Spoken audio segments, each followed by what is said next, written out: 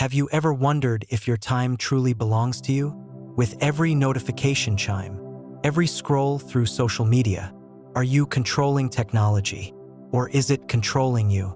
If one day you realize your life is gradually being consumed by a small screen, what would you do to reclaim ownership of your time and mind?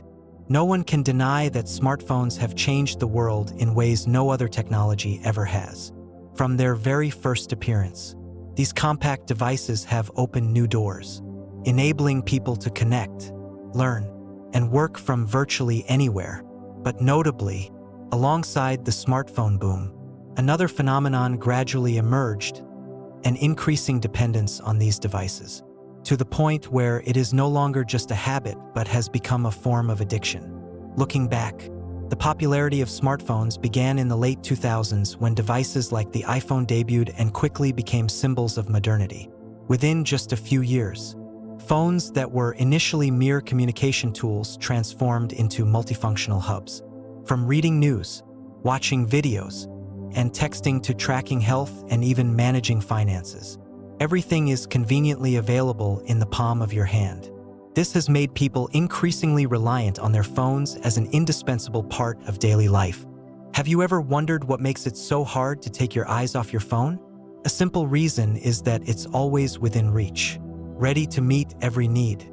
But the deeper reason lies in how smartphones are designed to cater to basic psychological needs. Every notification that pops up, every vibration or sound the phone makes, acts like a call, inviting us to check it. Over time, this forms a hard-to-break habit, the compulsion to check your phone. Even when there's no specific reason, it doesn't stop there. The apps on our phones play a significant role in fueling this addiction. For example, social media platforms like Facebook or Instagram not only provide a way to connect, but also use intelligent algorithms to continuously display content that piques your interest. This makes it easy to lose hours scrolling through videos, images, or posts without realizing how much time has passed. Think about it. When was the last time you checked your phone? Probably just a few minutes ago. What did you check it for? Reading a message, looking at a picture, or simply unlocking the screen only to lock it again? The point here is that, in many cases, this act of checking isn't necessary but is merely an unconscious reflex. The more we check, the easier it becomes to get drawn in, and thus, the phone becomes an inseparable extension of ourselves. Today, the average person spends more than 4 hours a day on their phone, and for many, this number is even higher. This doesn't just affect how we use our time, but also changes how we interact with the world around us. A conversation can be interrupted by a sudden notification, and a family meal can fall silent as everyone looks down at their screens. Instead of truly connecting with one another, people are increasingly isolated in the virtual worlds they create through their phones. However, what's more dangerous is the impact of phone addiction on mental and physical health. Research shows that excessive phone use can lead to anxiety, depression, and feelings of loneliness. Conditions like text neck strain from looking down too often, or sleep disorders caused by blue light from screens are becoming increasingly common. For children and teenagers, the effects are even more severe, as this period is critical for brain development. Dependence on phones can hinder concentration and the development of essential social skills. Looking at the bigger picture, it's clear that smartphones are not just technological tools, but also agents of societal change. They shape how we communicate, work, and entertain ourselves, but at the same time, they create problems we can't ignore. Can we strike a balance between using technology and maintaining a healthy lifestyle? Or will we continue to spiral deeper into the endless cycle of screens and notifications? This question will lead us to the next part of the story, where we explore how the design of technology has contributed to manipulating and sustaining human addiction. Smartphones, at their core, are masterpieces of technology. However, behind their glossy exterior and the convenience they offer lie calculated design strategies aimed at keeping users engaged for as long as possible. This is not the result of chance, but a plan rooted in a deep understanding of human psychology. These designs have subtly turned smartphones into tools of behavioral manipulation. making their use not just a choice but gradually an unshakable habit. Every time a phone emits a chime, a slight vibration, or even just a flash of light from the screen, our brains react instantly. It's like an invitation, a signal that makes it nearly impossible to resist checking. This isn't accidental, but is built on scientific research about dopamine, the neurotransmitter associated with feelings of pleasure and desire. Each time we check our phones and see a new notification, dopamine is released, creating a short-lived sense of satisfaction. But this satisfaction doesn't last, and to recreate it, we are compelled to check again, forming an unconscious behavioral loop. Think of the small red icons displaying the number of unread notifications on your apps. These aren't designed by chance. Red is a color often associated with alerts, immediately grabbing attention. They create a sense of urgency, making you feel you need to act right away, even if the content of the notification isn't important. This feeling of urgency is strong enough to make you pick up your phone and check. A seemingly simple action like this, repeated dozens of times a day, gradually becomes an indispensable part of your life. It doesn't stop at notifications. Apps are also designed to keep users engaged for as long as possible. A prime example is how social media platforms like Facebook, Instagram, or TikTok use algorithms to personalize content. These algorithms don't just display what you like, but also predict what will keep you hooked. When you pause on a video on TikTok or a post on Facebook, the system tracks your time, likes, or shares to recommend similar content. As a result, instead of spending just a few minutes browsing, you can easily lose hours without even realizing it. The way these apps operate is similar to an online casino, where every time you scroll through content, you don't know what you'll find next. It could be an entertaining video, an engaging article, or an important message. This uncertainty is precisely what keeps users coming back, as the brain eagerly anticipates satisfaction in the next spin. Another sophisticated tactic is gamification, turning the user experience into a game. Apps like Snapchat use streaks to encourage continuous interaction with friends, while learning apps like Duolingo employ badge systems to motivate users to complete daily lessons. These small rewards, though lacking real value, create a sense of achievement, making users reluctant to stop. But in striving to win these games, we inadvertently let our phones consume more and more of our time and attention. Even more noteworthy, these designs not only affect individuals but also influence how people interact with one another. Platforms like Instagram are not just places to share images, but also tools that create invisible social pressures. When you see friends traveling, attending events, or achieving milestones, it's easy to feel left behind. This feeling, known as FOMO, fear of missing out, is one of the powerful motivators driving you to constantly check your phone to keep up with the world. With all these factors, it's not hard to see why smartphones and the apps on them are so addictive. They are designed not just to meet, but also to manipulate basic human psychological needs, from the desire for connection and satisfaction to urgency and achievement. But what is the price of this fleeting satisfaction? It's our time, focus, and sometimes even our mental health. It's hard to realize you're being manipulated because everything happens subtly and gently, like an undercurrent silently sweeping everything in its path. But once you understand how these designs work, you can start asking, is there a way out of this cycle? Can we regain control so that technology serves us rather than controls us? These questions pave the way for solutions in the following sections, where we explore ways to resist manipulation and live a more balanced life. When smartphones were introduced, they were advertised as tools to make life more convenient. But now, they have become the most sophisticated time thieves humanity has ever faced. Every minute and hour spent in front of a screen is not a coincidence, but the result of carefully crafted design strategies intended to capture and hold our attention. In the digital era, the battlefield is no longer traditional grounds, but our minds and time. Social media platforms, entertainment apps, and mobile games are not merely technological products. They are machines powered by robust algorithms designed with the primary goal of maximizing the time you spend on them. Think back to the last time you opened a social media app. Initially, you may have intended to spend just a few minutes checking messages or updates, but you found yourself losing hours, unable to stop. This is no accident. Beneath the simple interface and engaging content lies a design optimized to exploit human psychology, turning our time into the most valuable commodity for tech companies to compete over. One of the most powerful tactics is the use of algorithms to personalize experiences. On platforms like Facebook, Instagram, or TikTok, algorithms don't just show you content you're interested in, they anticipate what you might like. Every time you like, share, or even linger on a post, the system records and learns. The next time you open the app, you'll see a feed tailored just for you, compelling enough to keep you scrolling endlessly. This not only keeps you engaged longer, but also makes it harder to resist returning to the app, driven by the fear of missing out on something intriguing.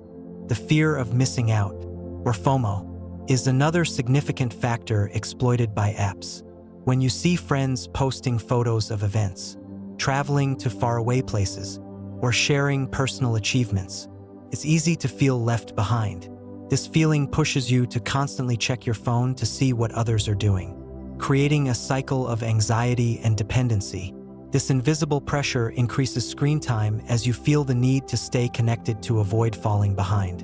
Gamification is another tactic apps use to manipulate our time. Educational apps, fitness trackers, and even casual games employ point systems, badges, or rewards to encourage continued participation.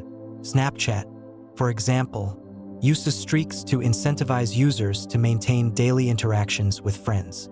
These streaks, while having no real value, create psychological pressure, making users feel compelled to continue to avoid breaking their streaks. Over time, your time becomes consumed by playing the game with these apps, often without realizing that you're being manipulated.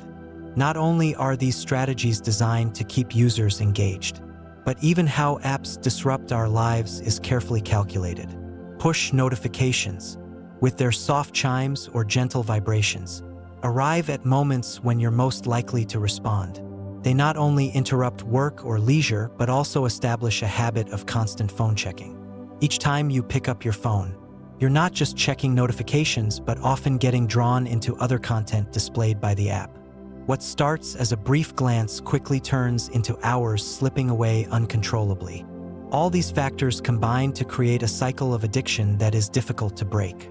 The more we use our phones, the more captivated we become, the more captivated we are, the harder it feels to live without them.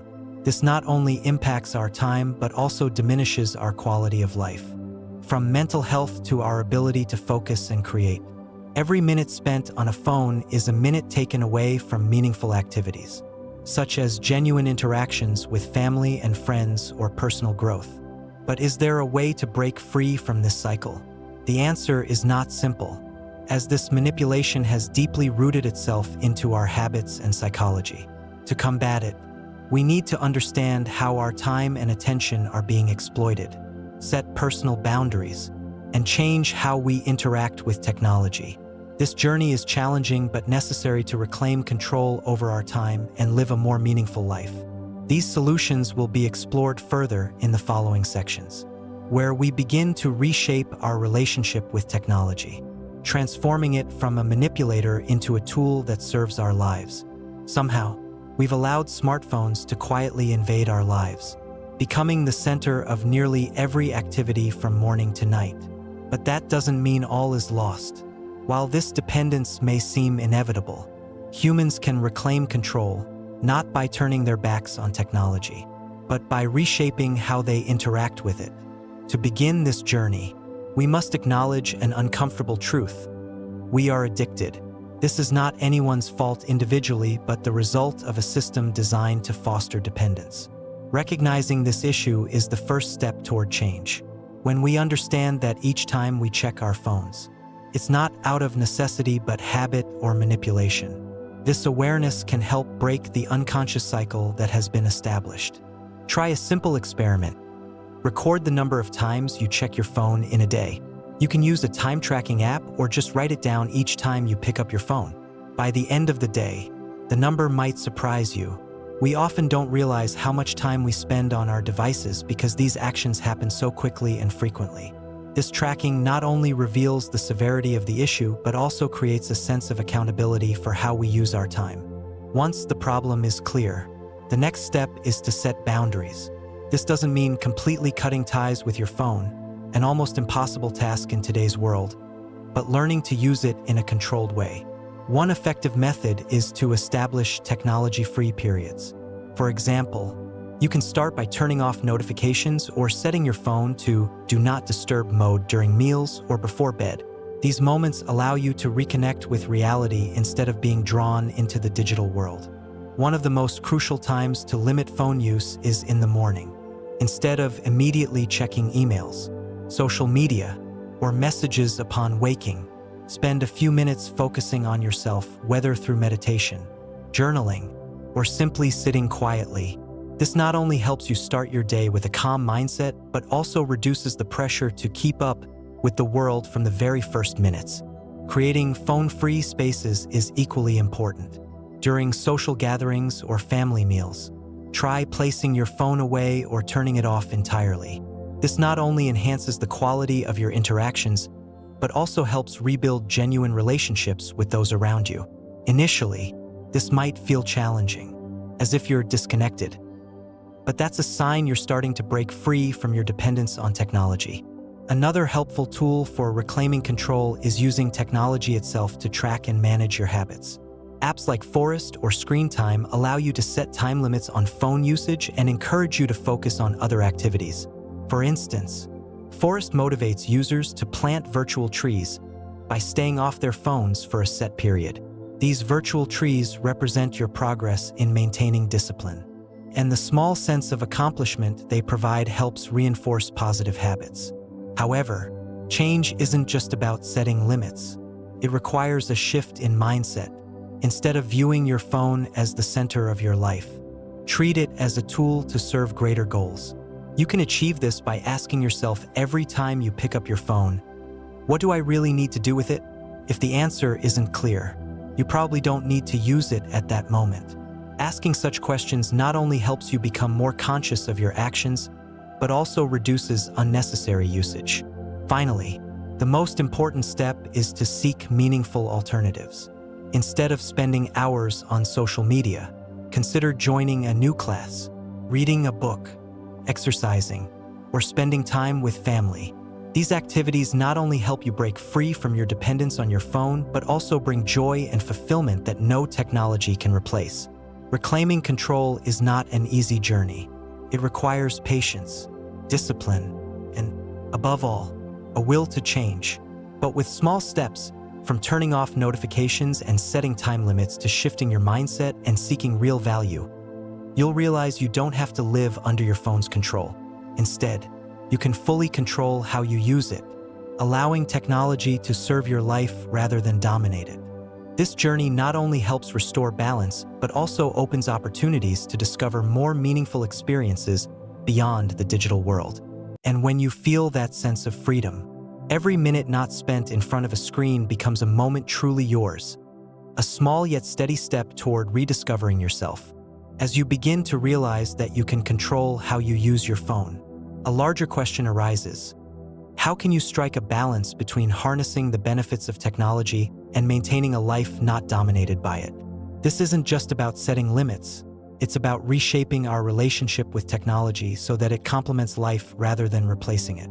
Technology, though often criticized, isn't inherently bad. In fact, smartphones and apps have unlocked unprecedented opportunities. They help us stay connected with friends, learn new skills, access information, and even create positive value in our lives. The problem doesn't lie in the technology itself, but in how we use it. To live a balanced life in the digital age, it's essential to change not only our behaviors, but also our mindset. A balanced life begins with knowing how to leverage technology in meaningful ways. Instead of mindlessly scrolling through social media, use it to learn, connect with those who truly matter, or explore new hobbies. Apps like YouTube, for instance, can become vast knowledge repositories if you use them to watch educational videos, learn cooking skills, or explore different cultures. The key is to set specific goals every time you use technology, so you don't get swept away in the flood of unnecessary content. Additionally, prioritize real-world activities over virtual experiences. Meeting friends face-to-face, taking a walk outdoors, or enjoying a quiet hour with a book can bring more joy and meaning than scrolling through hundreds of social media posts. By dedicating time to these activities, you not only feel more at ease but also create lasting memories, something technology can never replace. Building healthy habits also plays a crucial role in maintaining balance.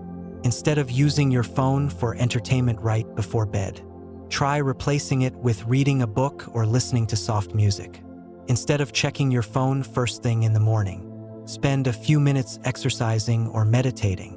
These small changes not only help you start and end your day positively, but also reduce your dependency on technology. Balancing technology isn't just an individual issue, it's a community one. As you adopt healthier habits, you'll find they can influence those around you. A dinner without phones, a conversation uninterrupted by messages, or an outing where everyone focuses on each other instead of screens can all become valuable experiences. This genuine connection enriches relationships and reminds us that life outside the virtual world has so much to offer. Moreover, achieving balance benefits not only individuals but also redefines the value of technology in society. When we set boundaries and prioritize what truly matters, tech companies will also be forced to adjust their practices. Some platforms have already introduced features like time limits or downtime modes, but these changes only become meaningful when users actively embrace them. As users demand technology that respects their time and attention, a new culture can emerge, one where technology is designed to support people, not exploit them. However, this journey isn't easy. It requires long-term commitment because breaking old habits and forming new ones takes time.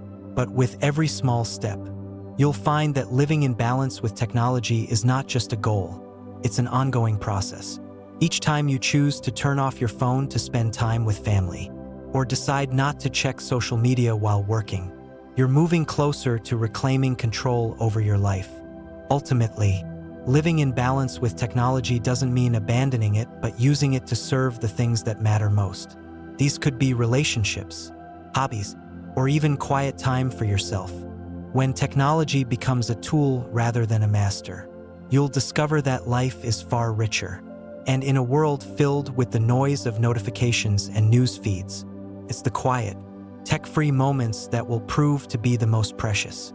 In a world where every buzz and beep competes for our attention, the real question is, are we in control of our technology, or has it quietly taken control of us?